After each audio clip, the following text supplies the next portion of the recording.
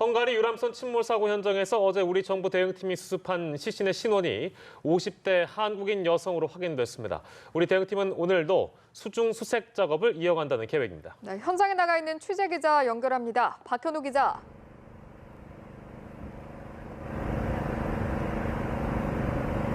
네, 헝가리 부다페스트 다뉴브 강가에 나와 있습니다. 말씀하신 것처럼 어제 오후였습니다. 이곳 사고 현장 유람선 침몰 현장 인근에서 50대 한국인 여성이 발견이 됐습니다. 당초에는 한국인으로 추정되는 시신을 수습을 우선 했는데 헝가리 당국과 우리 대응팀 합동 감식 결과 신원이 50대 한국인 여성으로 최종 확인이 됐습니다. 어제 수중 수색을 통해 시신이 최초 발견된 게 이곳 시간으로 낮 12시쯤이었는데요. 그보다 앞서 어제 오전에도 시신이 한 구 발견이 됐었죠.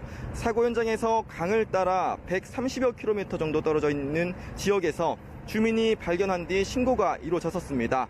우리 대응팀은 감식 결과 해당 시신의 신원도 60대 한국인 남성으로 확인이 됐다고 밝혔습니다. 이로써 본격적인 수색 작업이 시작된 이후 총 2구의 한국인 시신이 수습됐는데요. 다만 실종자 명단에 포함된 분들인지 여부는 가족 확인 등 추가 확인 작업을 거쳐 최종적으로 발표될 것으로 보입니다. 예, 어제 이루어진 우리 정부 대응팀의 첫 수중 수색 작업에서 시신이 수습됐는데 잠수부 투입은 오늘도 이뤄집니까?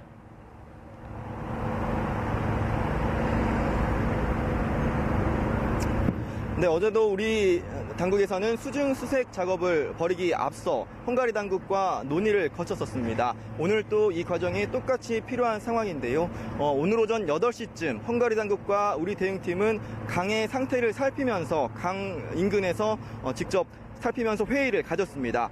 구체적인 수색, 잠수부 투입 일정 등은 이 회의를 통해 결정이 됐을 것으로 보이는데요.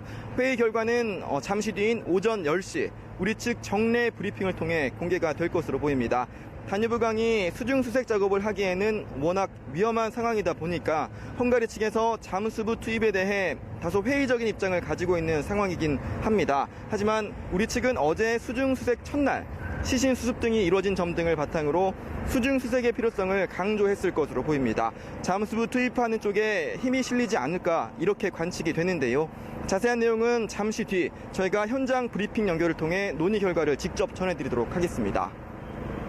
네, 실종자 수색도 중요하지만 우리 대원들의 안전 문제도 중요하기 때문에 헝가리 당국의 입장도 한편으로는 이해가 되는데요. 현재 다뉴브강 상태는 어떻습니까?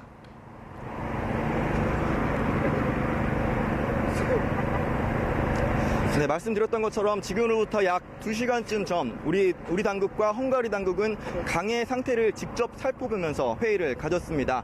강의 상태는 잠시 뒤 있을 브리핑을 통해서 잠수부 투입 여부와 함께 확인할 수 있을 것으로 보이는데요. 전반적으로 다뉴브강의 상태는 조금씩 나아지고 있는 상황이긴 합니다. 9.3m였던 수심이 7.6m, 이후 7.3m까지 점차 낮아지고 있고 유속등도 비교적 호전되고 있는 것으로 전해지고 있는데요. 그렇다고 해도 다뉴브강은 여전히 수중 수색을 하기에는 여러 가지로 쉽지 않은 상황입니다. 어제 수색 작업을 벌인 잠수부에 따르면 유속이 워낙 빠르고 시야 확보가 어려워서 세월호 수중 수색 작전 때보다 훨씬 좋지 않은 상황이다. 지금까지 수행했던 작전들 중에서도 가장 어려운 작전이다. 이런 말이 나오는 상황이라고 합니다. 하지만 우리 당국은 헝가리 당국이 수색보다는 인양에 방점을 두고 있는 상황인 만큼 헝가리 당국이 인양에 나서기 전까지는 최대한 잠수부를 투입해 수중 수색 작업을 벌여나간다는 계획입니다. 헝가리 당국은 이르면 내일 선체 인양 작업에 나설 가능성도 있는 상황입니다. 지금까지 헝가리 부다페스트에서 연합뉴스 TV 박현우입니다.